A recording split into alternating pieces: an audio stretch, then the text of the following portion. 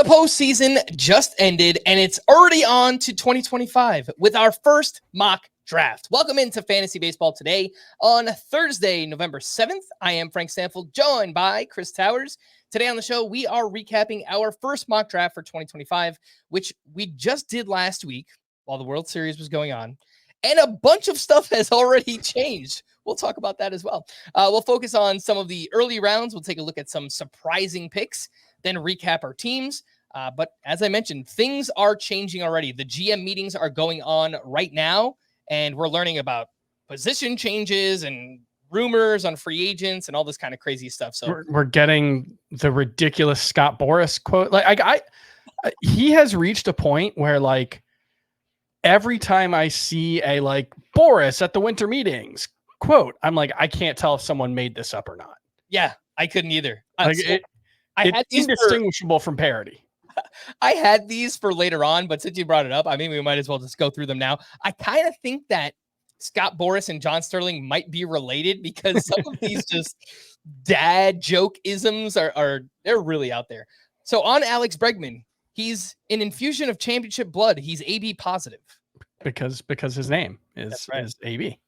On Blake Snell, there's no doubt the Snelling salts created a lot of whiffs, and the market has definitely awakened. This one is just nothing. It's nothing. On Juan Soto, behind every great magician is the magic wand. So I play trivia most Mondays. I go out with some friends. We go to a bar. We usually win. It's a great time, and we're usually Obi-Wan. That's for whatever reason. That's the name we came up with.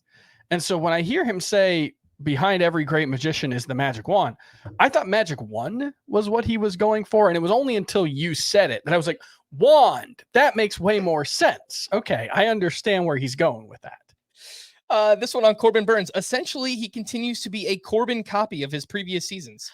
This one just felt lazy. Yeah. You can do come on, Burns is right there. Yeah. I feel like you could have done something better. I think this one's probably the best for last. Pete Alonso.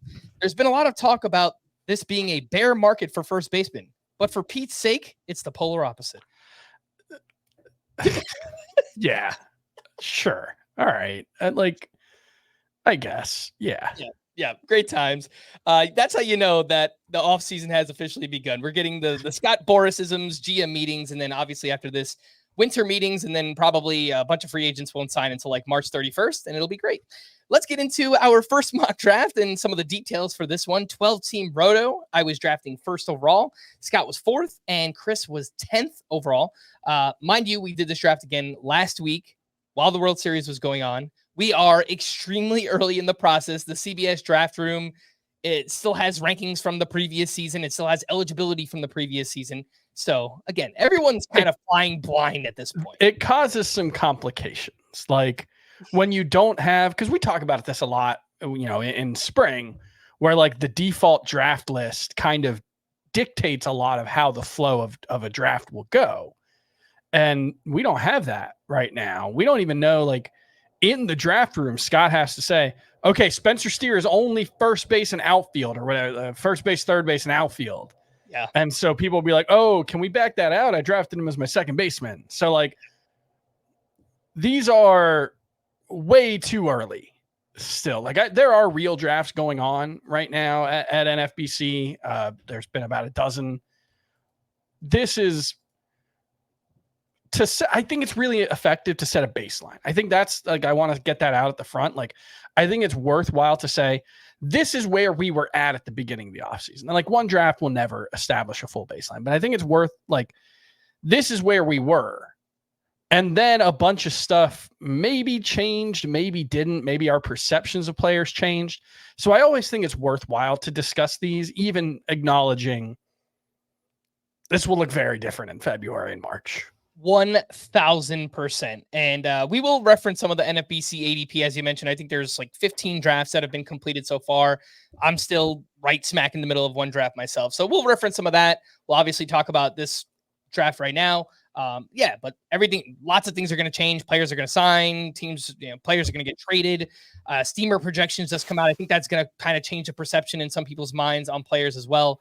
So again, lots will change. But let's get into the early rounds of our first mock draft. And I'll pull up the draft list, I guess, if you want to say the draft results. Let's call it that on YouTube, so you can follow along. I'll also put the link to the draft results in the episode description. So if you're just listening on the go somewhere and you want to pull up the draft, you can do it that way as well.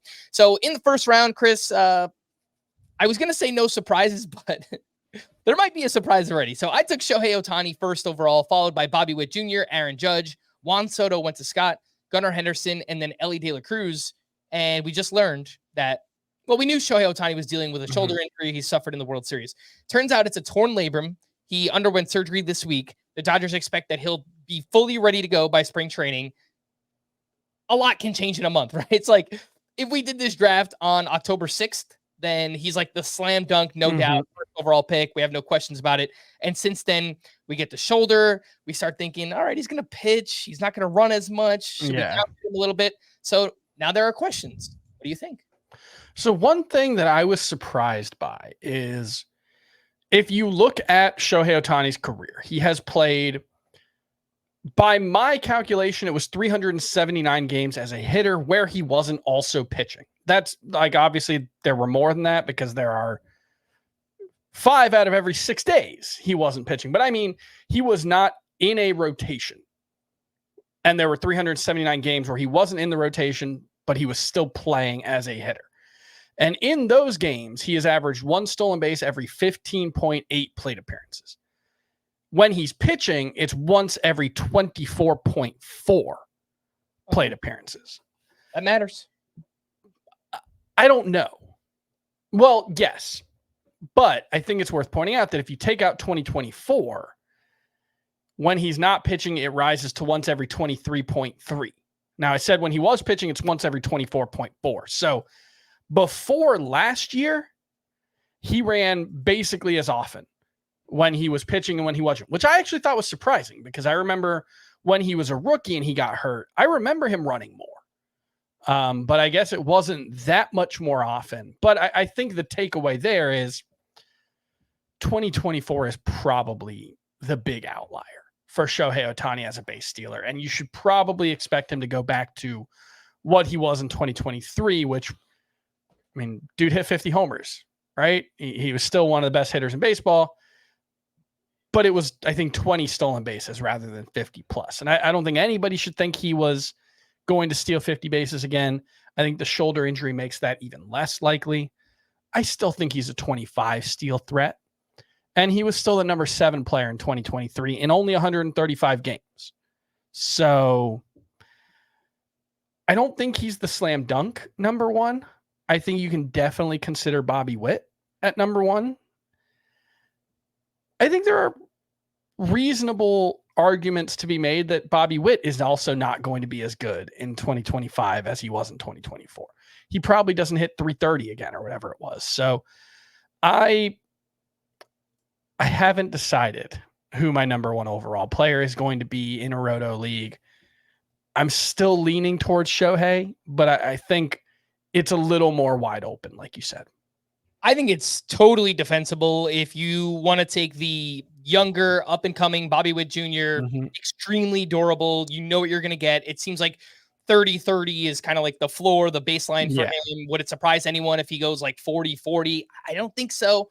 And I think that's a ceiling. Yeah, I think that's within the realm of possibility for sure. Yeah, and he's just continuing to get better, right? It's like an awesome batting average too.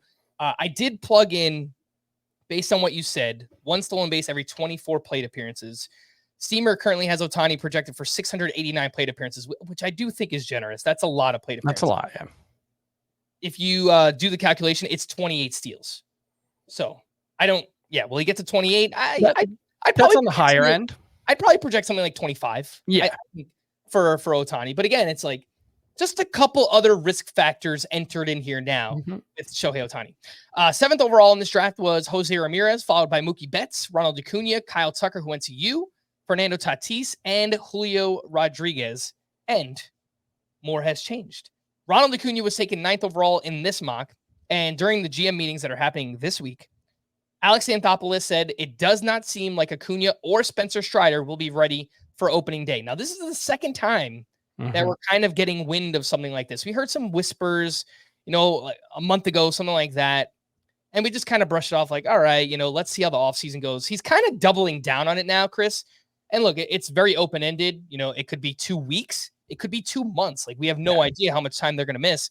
But I think the feeling here is that they're both going to miss at least some time, Ronald Acuna and Spencer Strider. Yeah, and with Acuna, you look at the timetable for his last ACL tear. Based on that one, he should be ready for opening day, but everything's different. And when you are, as we're recording, we're a little less than 6 months away from opening day, but not much less than 6 months from opening day. So, like, if the timetable is, let me do some quick math in my head. If the timetable is from today, 20 to 27 weeks, that's a pretty wide range of possible outcomes. And it might just be that we get to February and it's suddenly, okay, yeah, we know he's going to be ready 3 days after opening day. Like, he'll be a DH on opening day. I think that's still possible, despite these quotes.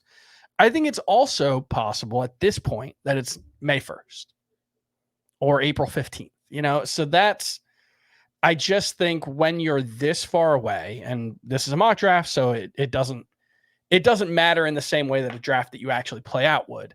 And I think if we were actually playing out drafts, you'd probably see a little, like, Acuna's ADP in the first 15 NFBC drafts that have happened so far, which are they all like draft and hold and that type of, like, best ball and stuff like that? I think it's mostly draft and hold at this point. So you draft a team, but there's no waivers or anything like that. Whatever you draft is the team you have. So he's 11th right now. That's fine. Like, the difference between 9 and 11 is basically nothing. I think that's going to drop after this news, though. I think he's going to be for sure in the second round. I would have a hard time pushing him much lower than 15. Like, we've talked a decent amount about this, and I guess we'll talk about it shortly. I think there's a clear top 15 of hitters. I don't think any of the pitchers should go in that top 15. And I think the first 15 hitters should be pretty much the same every time. In this draft, it goes down to Corbin Carroll, who was the 15th pick. That's a part of why I think having a late first round pick is actually a real edge right now.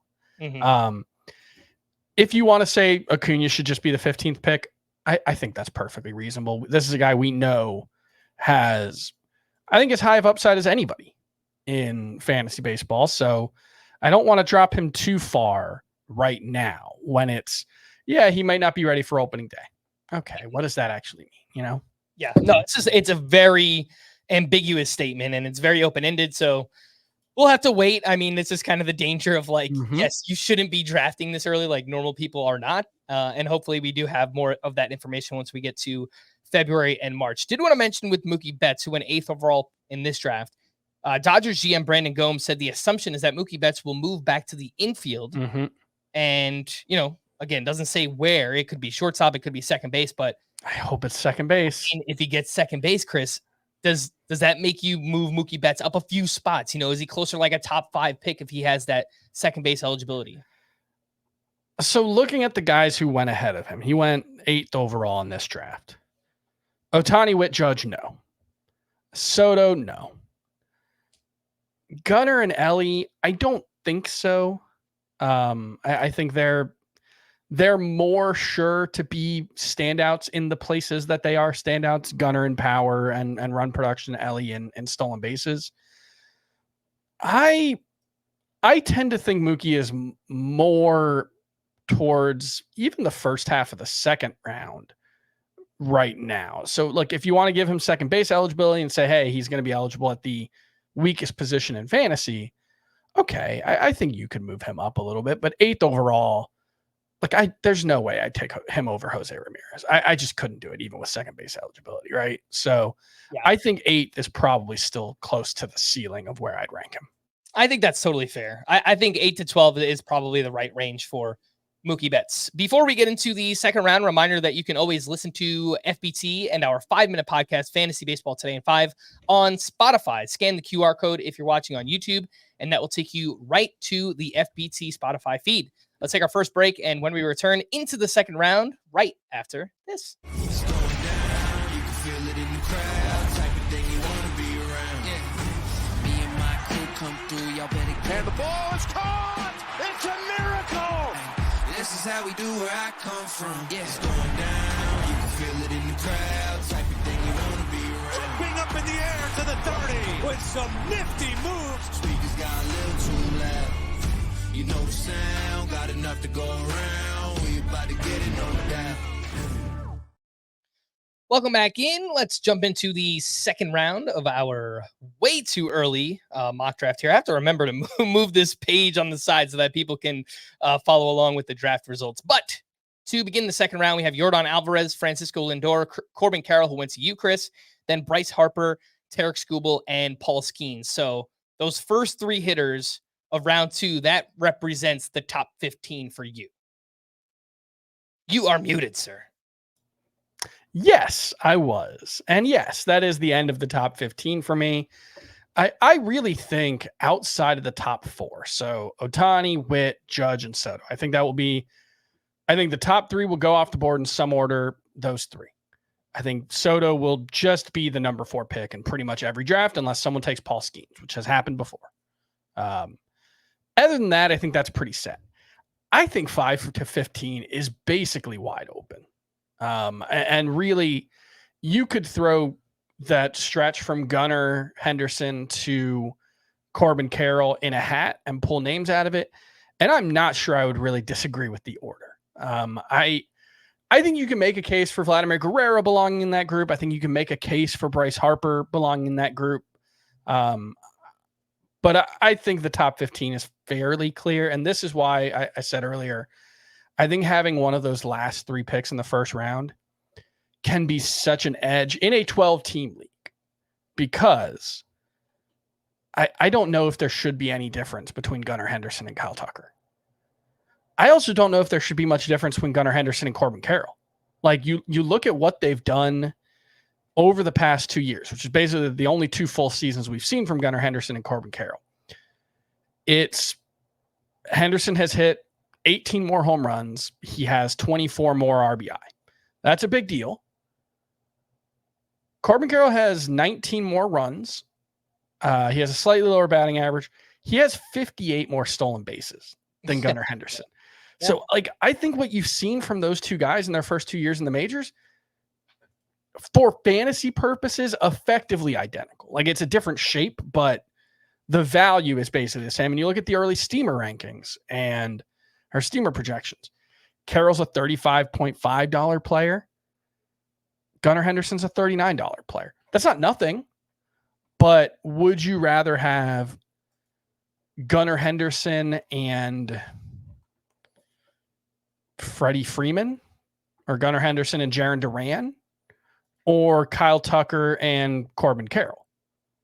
I think I'd rather have the Tucker Carroll part because I think those are 2 legitimate first round type players.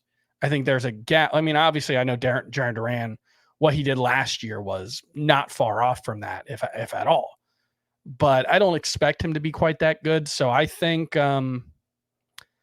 I think those final 3 picks in the first round in a 12-team league again are really, really valuable. Once those 15 are off the board, I think it opens up. You can go Bryce Harper. I think you can start to consider the pitchers, which is what happened here. You could go Duran. You can go Trey Turner. You could go Freddie Freeman, Vladimir Guerrero. I know talking to, I did Ariel Cohen's podcast, Beat the Shift, at First Pitch Arizona, and he still thinks Freddie Freeman should be a first rounder. And I think that's reasonable. I don't agree. I don't rank it that way, but the projectability of what Freddie Freeman gives you at the end of the first round or early second, perfectly reasonable to make that case. So I think that top 15 for me, I want 2 of those guys, I think is the way I'm looking at it. Yeah, no, I really like the player combos that you get at the back end too. You got Tucker and Carroll. We saw Julio and Alvarez paired up, and That's awesome.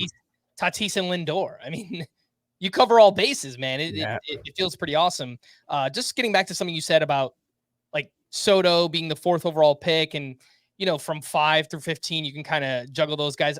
I would put Soto in that mix personally. Mhm. In this early draft I had the 9th pick, and I took Tucker over Soto.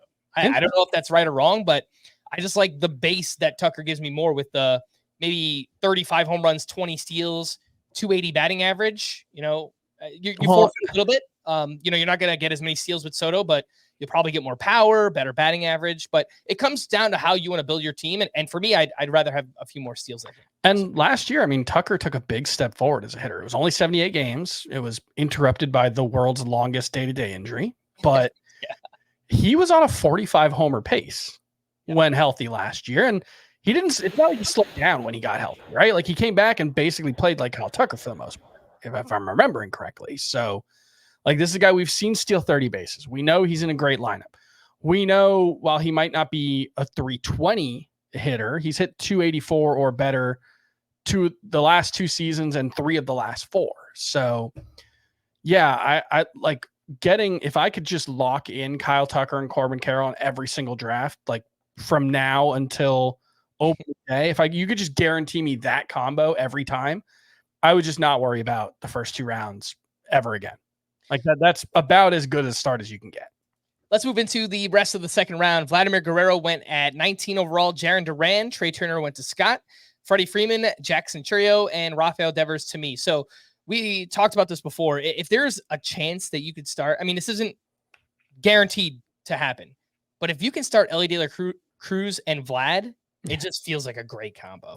Yeah, because Vlad is one of the players who can absolutely help make up for what Ellie lacks in, especially batting average. Vlad is one of those guys who walks a decent amount, but not like Juan Soto is a weird case where he was, probably top 5 in the American League in batting average this year, if I'm remembering correctly. But because he walks 17% of the time, 18% of the time, it actually like holds that batting average back a little bit. Whereas Guerrero has great plate discipline, but he's more of like a 10 to 8% walk rate. So about half. So his batting average, even if him and Juan Soto hit for the same average, Vladimir Guerrero's is more impactful on your team because he has a greater number of at bats to get those hits in. So Vlad plus Ellie is also one that if you just told me I'd get that every time, I'd be fine with that as well. Yeah, but if Vlad's gone, then it kind of changes your calculation. I mean, Yeah. you can go with like a Freddie Freeman, but I don't think you're guaranteed as much power from Freddie Freeman as you are from someone like Vlad at this point. And if it's like Jarren Duran or Trey Turner, who were the next 2 hitters taken, it's over. That gets real awkward. Yeah, it's nice because like, okay, I don't need to worry. Like I literally do not need to think about stolen bases again if I combine Trey Turner or Jarren Duran. But as we talked about, I think 2 podcasts ago, we mentioned it's just a lot easier to find power than speed at every single point in the draft now. Mm-hmm. Or a lot easier to find speed than power. Excuse me. Yeah. You can get a lot of power early on in the drafts, but once you get past like the top 5-6 rounds, it dries up. You can real sacrifices. You can find pockets like the Muncies and the Eugenio Suarez's of the world, but they might hit 210. Yeah, that's certainly within the range of outcomes. I wanted to mention with Churio, 23 overall might shock some people. His NFBC ADP so far, 21.07. So. And he was, did I mention it? Yeah, he was a 20-year-old last year. I think he turns 21 in March. He was the number 32 player in Roto Leagues, despite a relatively slow start. From June 1st on, he was number 17. And that was while being 4th on his own team in stolen base attempts. He's 97th percentile in sprint speed. I have to assume that Jackson Churio is going to run a lot more in 2025 now that he's like proven I can hang. We got that down. Let's let the rest of the skill set grow. I think that's the way they're going to approach it. Yeah, I could absolutely see maybe the power doesn't jump up tremendously. Again, he's still young. I think as he gets into his mid-20s, that's kind of when we'll see the peak of his power. But can he hit 20 to 25 home runs with 40 steals? Absolutely. I think it's possible. Again, I wouldn't. And he might hit 310. I wouldn't project that. It's not like his most likely scenario, but it is possible here for Jackson Trio. Let's jump into the third round of this draft. Hold on. Yep. Scooble and Skeens at 17 and 18 overall, I believe. Yep. I mean, we got to mention it. Skeens, again, in those 15, it's only 15, but the 15 NFBC drafts that have gone so far, Paul Skeens is the number one pitcher. He is 11.4 in ADP. Tarek Scooble's 13.6. Paul Skeens officially has gone as high as 5th, but in the draft that you're in, which has not finished and is not included in this, right? Not included. 4th overall. Yep. And so, like, I think Tarek Scoobel will probably go ahead of Paul Skeens more often than not. But if there's going to be a pitcher drafted in the top 5, it's going to be Paul Skeens, not Tarek Scoobel. I don't think that's how it should be. I think this is a perfectly reasonable spot for these guys to start going. And if, like, I have Wheeler ahead of Skeens, but I don't have a strong opinion about it. It kind of goes to what you're looking for. I don't think either of these pitchers should go ahead of that top 15. I think it's 16 and later is where they should start going. Yep, I agree with both points. And it's not anything against Skeens. I think we all agree he's amazing. But for him to do that over a full season, we just saw Scooble do that this past year. And he's going to win the Cy Young, the whole shabam. So. Scooble didn't have a sub-2 ERA. If you think Paul Skeens is just a true sub-2 ERA pitcher, go with God. Take him 5th overall. Like, he's going to be worth it. He's probably not. Like, his underlying stats were still among the best in baseball, but they were among the best in baseball. Like, his FIP, his xERA, his SIERA were not demonstrably better than Tarek Scooble's, who has already gone to the 190 inning threshold. Skeens maxed out, I think, a 160 this year. So it's not to say he can't do it, but Scooble's done it, like you mentioned. So I would rather make that bet than Skeens. Into the third round, Zach Wheeler went to me, 25th overall. Jackson Merrill, Corbin Burns, Ketel Marte went to Scott. Then Logan Gilbert and Jazz Chisholm. So at my pick, I started Ohtani. I took Devers at the end of round 2. I didn't feel like there was a slam dunk pick. And that that goes back to what you were talking about with that top 15. It kind of opens up again in a different way from, like, you can make the argument from anyone in the middle of the second round to probably the end of the third. I think you can, kind of shuffle those pieces around. So no one really stood out to me. I took Rafael Devers and then I took Zach Wheeler. So started my team, Ohtani, Devers, and Wheeler.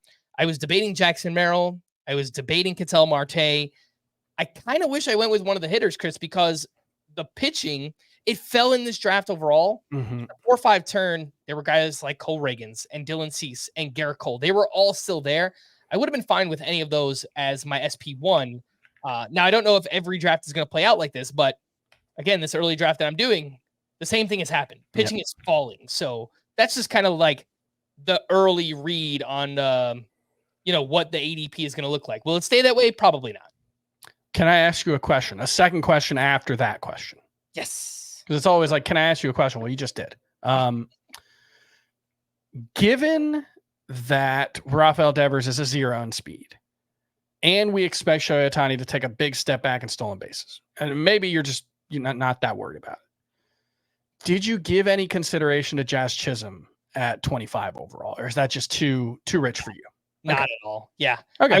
I would have taken Merrill over him easily. Okay. And it's like, there's definitely more upside, I think, with Jazz. Like, look, if he hits his 99th percentile outcome, it's probably 30 home runs and 40 plus steals. Yeah. I mean, if he just does what he did after getting traded to the Yankees, yeah, it was like 26 and 50 and 60. I totally get that. I also think he's still a massive injury risk. I think there's some batting average, liability there. And Jackson Merrill, he's only done it for 1 year. And I realize this is pretty early for him too. It's an early 3rd round pick. But the skill set seems pretty safe. He makes a lot of contact. Sure. The batting average should be there. Can he go 20-20? Yeah, I think that's possible. So I would have taken him. I would have probably taken Ketel Marte over Jazz Chisholm as well. So again, those were the names that I was debating. I want to just quickly mention B-Don from Rasball. He had the 2nd pick in this draft. He started his team, Bobby Witt, Jackson Trio, Jackson Merrill. It's very fun. That's fun. Yeah. Yeah, it's really awesome there. I mean, it's entirely possible that's 3 first-round picks next year. That is entirely possible. You're right. The rest of the third round, Willie Adames went 31st overall, followed by Yoshinobu Yamamoto, Chris Sale, Austin Riley went to you, Chris, Manny Machado, and then Michael Harris. Now, look, I don't want to crush anybody in this draft. It's so early in the process, but Adames at 31st overall, it feels early. He just finishes the 14th overall player in Roto. I get that, but it just feels like a clear outlier season in a contract year. We have no idea where he's going to be playing yet. I kind of think that the Giants are going to go pretty hard after Willie Adames, and I don't know that would be the greatest landing spot for him. So, well, Matt Chapman did just steal a career high in bases. So if you're hoping that Willie Adames is 21 steals, right? Yeah. If you're hoping that sustains, maybe that's not a bad place for him to land. But I agree, it was a career year.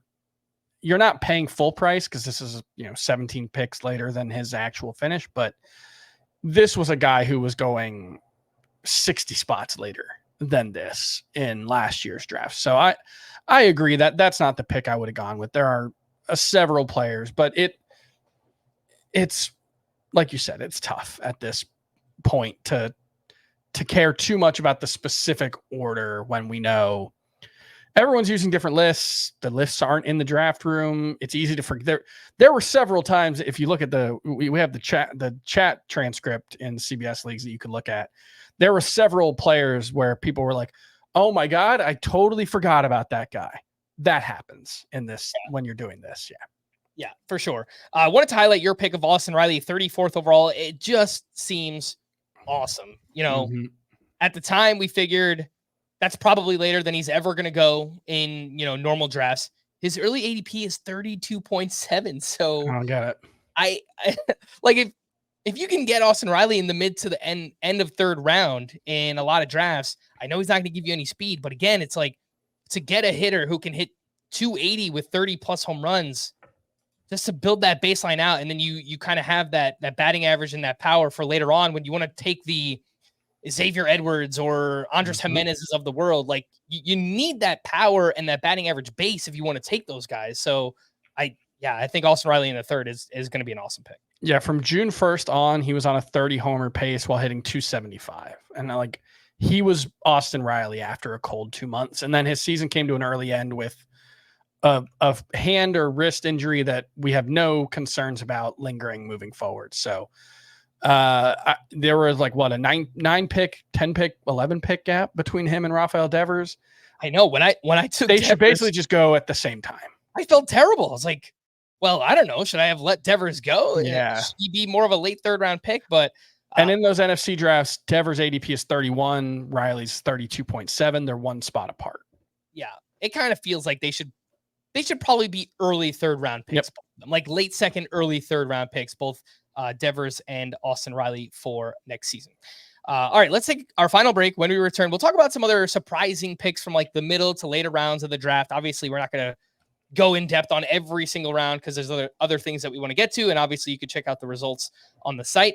But let's take that break. We got 2 articles about this on the site. One from Scott, one from me. Scott recapped it. And you had a newsletter that also came out as an article. So people can check that out as well. Let's take our final break. We'll return right after this. Baby, we are gonna start a fire. From world-renowned clubs simply devastating to worldwide stars. Wrexham have done it. This incredible ride continues. The English Football League on CBS Sports Network and stream every match live on Paramount Plus. Welcome back in. Let's take a look at some of the surprising picks from this way too early 2025 mock draft. And wanted to talk about some of the Util only guys, which, we've already had lots of conversations about. I think we actually did on our previous podcast. In this draft, Brent Rooker went 47th overall. Marcell Ozuna went to 58 to you. And then Kyle Schwarber went at pick 67. So in a vacuum, Chris, if those guys are going in rounds 4 through 6, how do you feel about that? Can you repeat the names? Brent Rooker at 47, Ozuna at 58, and Schwarber at 67. I think they're all fine. Rooker ranking at the top of the Util only list makes sense because we did learn he played all of last season, basically, I think from like March 8th on or May 8th on with a forearm strain that he ended up having surgery on. That's why he didn't play the outfield for most of the final 5 months of the season. And they've already come out and said, we expect him to play the outfield pretty regularly. So it might be a couple of weeks, but I would be surprised if Brent Rooker's not outfield eligible relatively early on. And so giving him that edge makes perfect sense, even though I made the case in the most recent podcast that we probably just shouldn't be dinging the util only guys very much at all.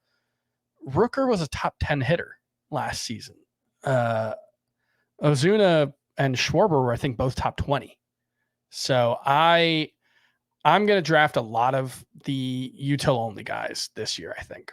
Yeah, Rooker, according to the Razzball Player Rater, was 12th overall. Mm-hmm. And Schwarber, if my computer... Ozuna should have been ahead of Schwarber, I would guess. Ozuna was actually 11th, yeah. Yeah. And then Schwarber was 16th, yeah. So all top 20 players. And again, you shouldn't draft them there. But I said this in our last podcast. If I can get any of those guys outside the top 50, it's something I think I'm going to want to do. Obviously, Rooker wasn't quite out, so he was 47 overall. Yeah. I think that's fine. There's still batting average risk with Schwarber. I mean, just because he hit 250-ish last year, he kind of changed up his batted ball profile. Doesn't mean that'll happen again. I mean, there were other years where he hit around 200, 210. So that's still in his range of outcomes. But yeah, I do feel a little bit better about Rooker and Ozuna, at least with the batting average on their end. No discounts on post-hype prospects. Junior Caminero, 64th overall. That was the 4th pick of round 6. And Jackson Holiday, 80th overall, the 8th pick of round 7. These are two things that might just be unique to this mock draft because the early ADP, Caminero is at 107.9 and Jackson Holiday is at 204. And you look at Caminero, what you see in the NFC ADP that we've referenced. Min pick is 76, max pick is 155. There's going to be a wide spread there until March rolls around and he hits 4 home runs in his first 7 spring training games. And then he's just going to be a 4th round pick. Like, I think that's a realistic outcome. But right now, what you're going to see is some people are really bullish on him and are going to take the plunge really early. I think 64th overall, you said? Yeah. That's too early. I think Holiday at 80 especially is too early. His min pick in those 15 drafts is 160. So like, it's not that they can't be worth that. You just don't need to do it. And so I think this was just a one-off, and you'll see those guys going several rounds later in most drafts. Maybe this just means I won't wind up with any Caminero, but I'm not sure I want to use a top 100 pick on him. Once we get to 100, I think that's totally fine to start to, look at him given, his upside, but obviously he's unproven. There are a lot of other players in that range that have done it many times before. So yeah, I think it would be, if it's any higher than like top 100, I'm probably going to be out on Caminero. But what I think is really interesting is the way Mark Vientos and Junior Caminero and Jordan Westberg represent like a mini tier in the NFC ADP so far. Vientos is 102, Caminero is 108, Westberg is 111. And then there's 20 picks or so to Jake Berger. And I get it. I like those 3 players, Vientos, Caminero, and Westberg. You see Eugenio Suarez at 192. That feels like a click I'd much rather make. Like even Bregman, 50 picks later. I get the flaws with Bregman, but I think people are waiting to see where he lands too. But like, if we get to the end of this season and there just isn't much difference between Junior Caminero and Alex Bregman, I wouldn't really be surprised at all.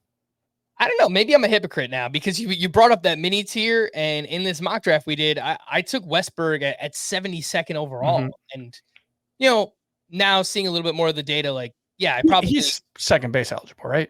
I probably took him too early. Yeah, he's second and third base eligible. That helps. But, we've seen more of him so far. And again, it's a small sample size, but we've seen more of him than Caminero, where Westberg has looked better. And the StatCast data is there. The sprint speed is awesome. So I've really that's one player I want to be wary, like be cautious of this, kind of like anchoring my opinion to a player early on in the process and just sticking with that player. Because I'm already starting to feel that with Westberg, where I almost want to get him in every draft. Like that's just like the way my mind is thinking about it.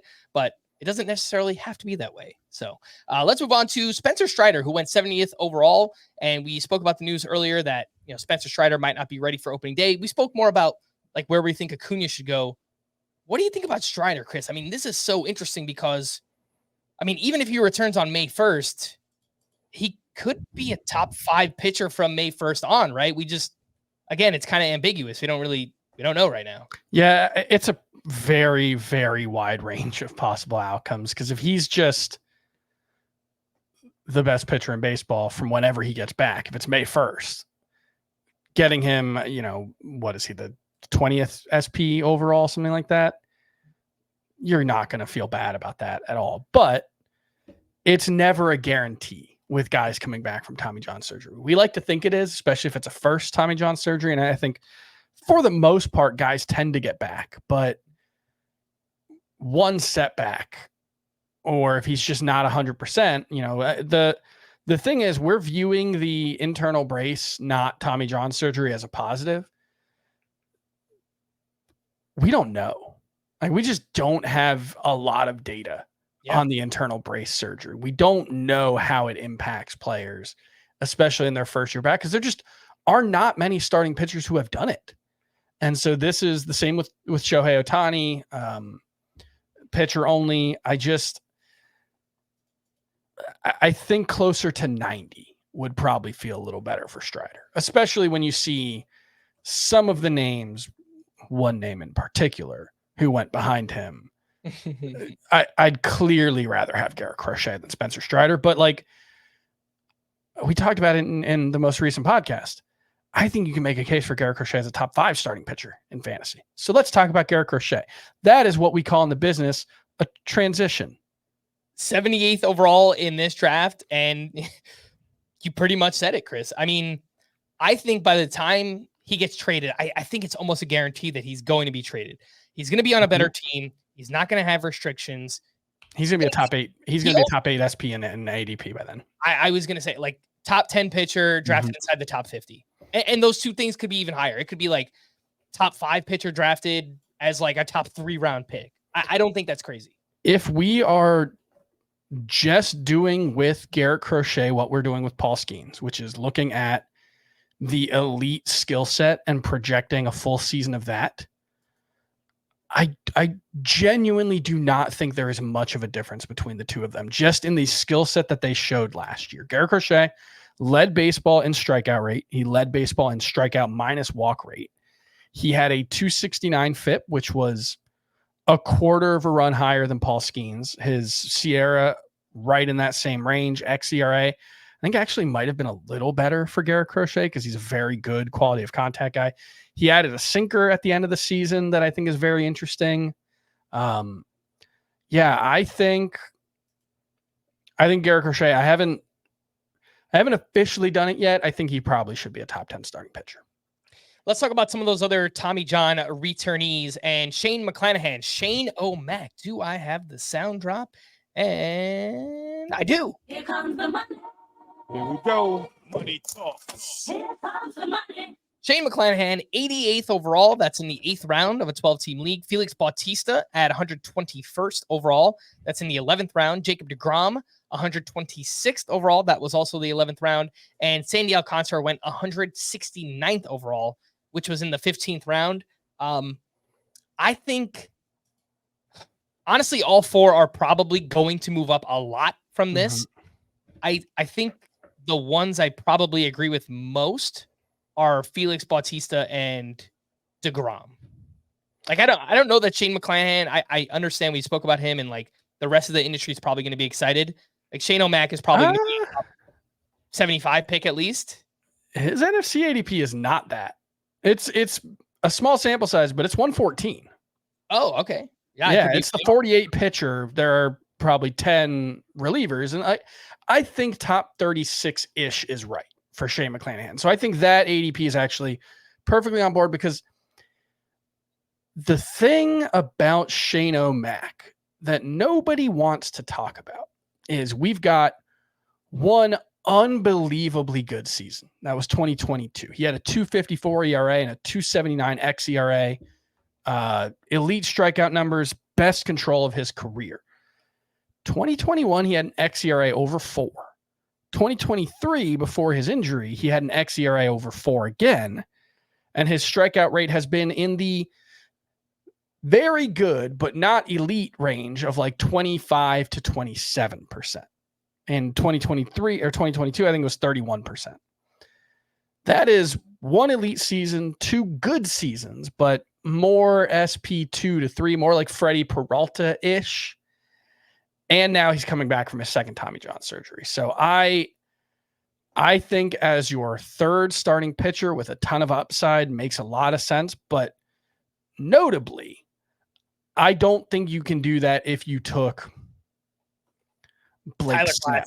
Yes, something like that. Yeah, Tyler Glasnow, Blake Snell, Jacob deGrom, Yoshi Yamamoto. Like these are great pitchers. I think they're all supremely talented.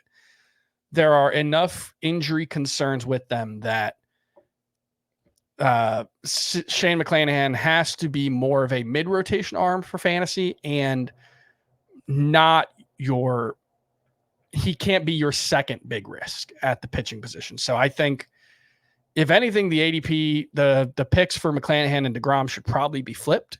deGrom should be around 90th and McClanahan should be around 125 because we've seen Jacob deGrom come back from this second Tommy John surgery. It was only 10 innings. He more or less looked like himself, right? Like velocity was down a little bit. I don't know if that's actually a bad thing for Jacob deGrom. His velocity was down to the lowest it had been since 2019. 2019, he won a Cy Young. He was the best pitcher in baseball. He had 2.43 ERA. You know, like I think if he's only averaging 97 with his four-seam fastball, deGrom still might be the best pitcher in baseball. This early ADP on deGrom, Chris, 37.5. That I cannot get on board with him as a top 10 pitcher. There is no way. And like, look, there's people playing for an overall in this contest. Yeah. Maybe in like home leagues, he's going to be a 4th or 5th round pick. Even that, like the risk versus reward. The reward is he's the SP1 in fantasy. He returns first round value.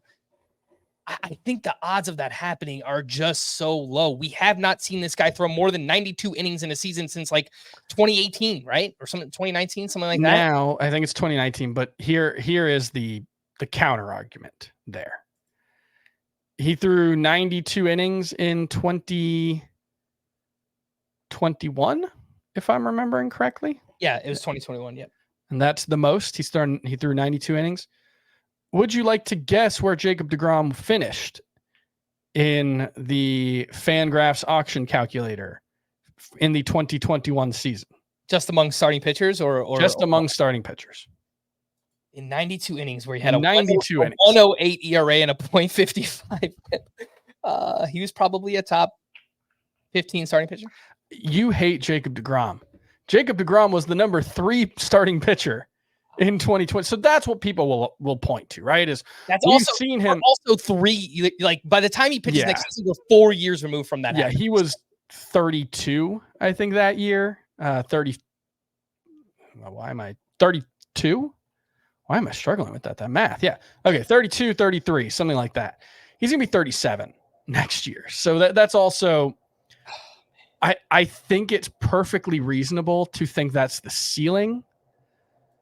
There's just not a chance. Like I think I didn't rank him inside my top 40 in my first run through of rankings. That's too low. He probably needs to be top 24. Yeah, I think it's much closer to 24 than 12. Like I haven't done rankings yet, but I don't know that Glasnow and deGrom should be that far apart. And maybe that's not fair to say. deGrom's better. I mean, he should be.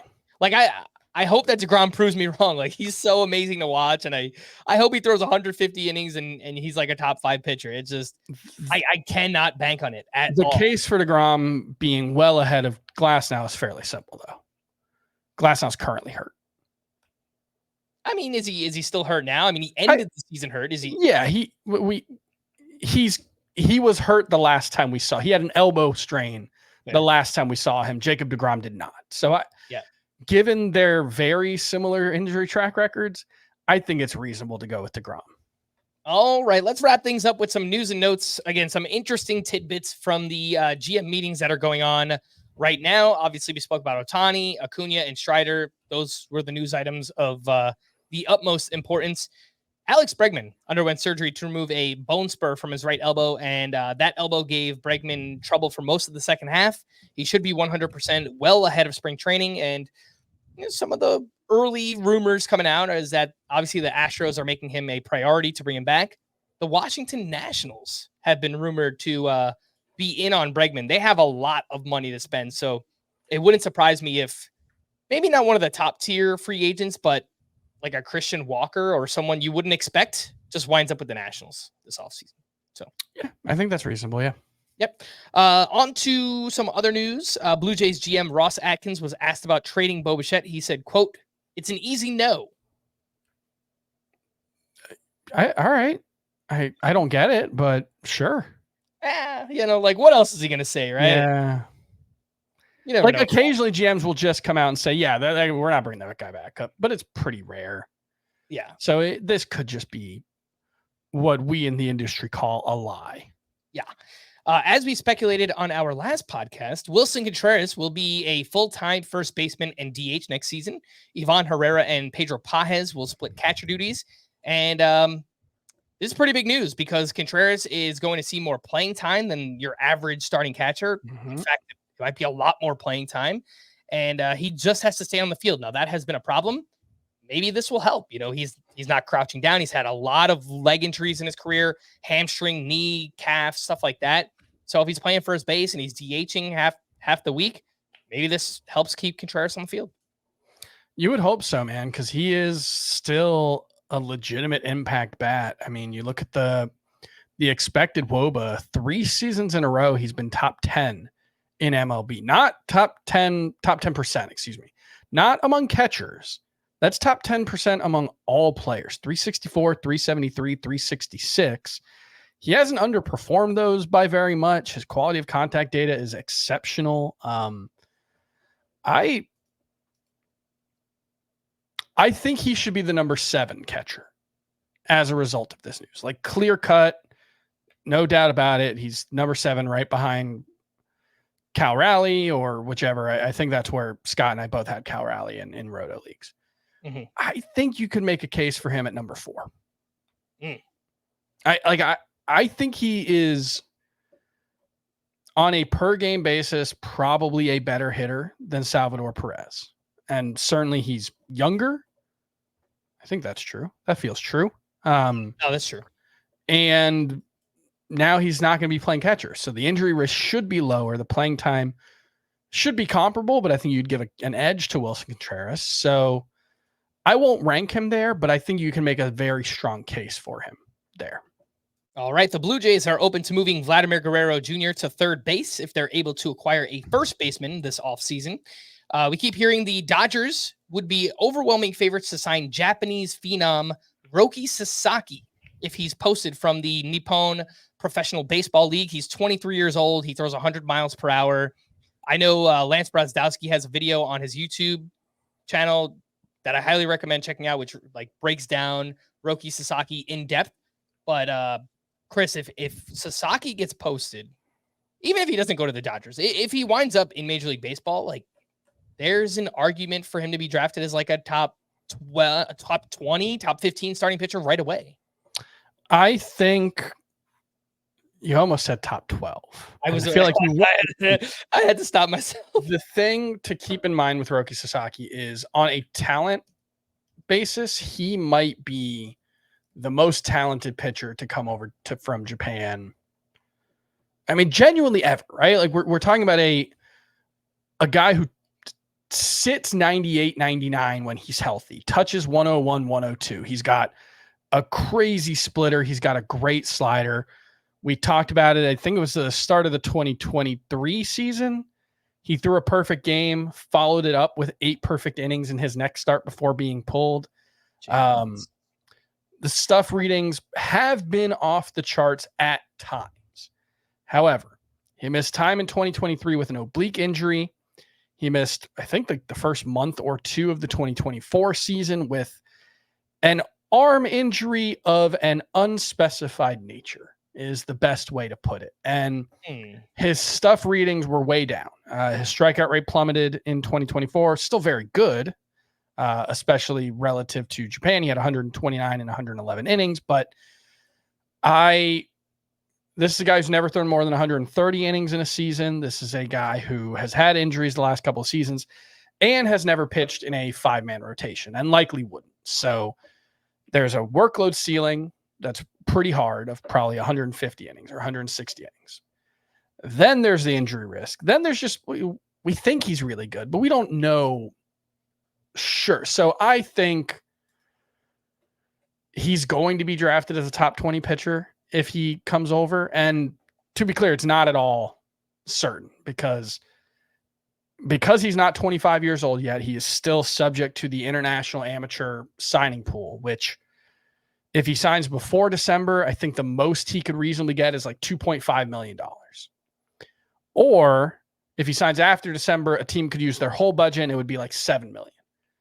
If he waits 2 more years, he gets the Yoshinobu Yamamoto contract if he's healthy, right? He gets $300 million. So the financial incentives are strongly in favor of Roki Sasaki not coming over this offseason. They were also strongly in favor of Shohei Ohtani not coming over. This would, if he comes over now, he becomes a major league free agent at 28. So that could be certainly appealing, but yeah, it's last I saw, there was like a breakdown in contract talks with the Chiba Lotte Marines, I think is the team he plays for now. And that's what's spurring this. We don't know if he's going to be posted. I'd still say it's more likely than not.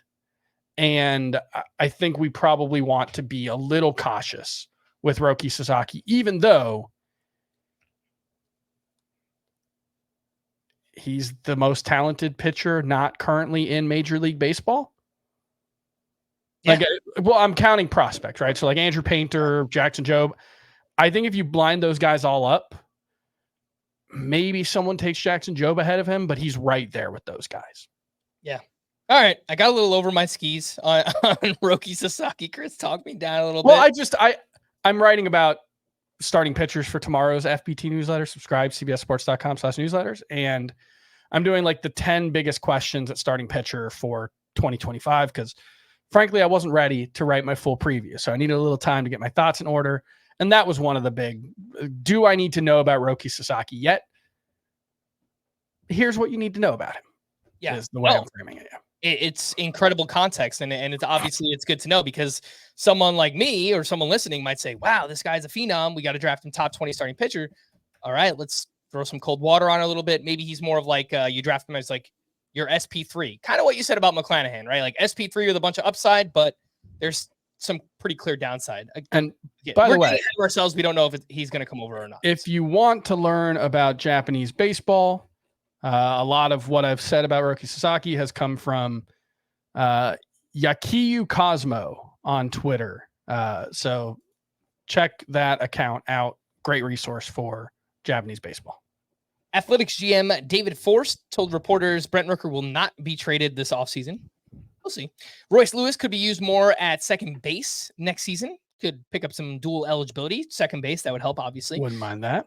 Brian Cashman spoke a bit about the Yankees infield. He said the possibility of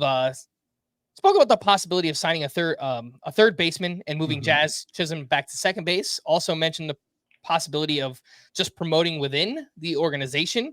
And he actually mentioned a name, Caleb Durbin. So I saw him at the AFL. I saw him last year too. So he's played in the AFL 2 years in a row. He's this small dude, packs a punch. He's 24 years old, played this year at AAA. He had a really good season. He hit 275, 10 home runs, 31 steals, 839 OPS. And he did that in right around 100 games, maybe less than 100 games. It was, plate discipline is awesome too. Yeah, no, he's more walks and strikeouts in his professional career. For deeper leagues that you definitely should know. Again, that's Caleb Durbin. And listening to Brian Cashman talk, the vibe that I got is that Gleyber Torres is gone. I mean, you never know. Maybe he just kind of drags it out all off season. No one wants to give him a multi-year deal.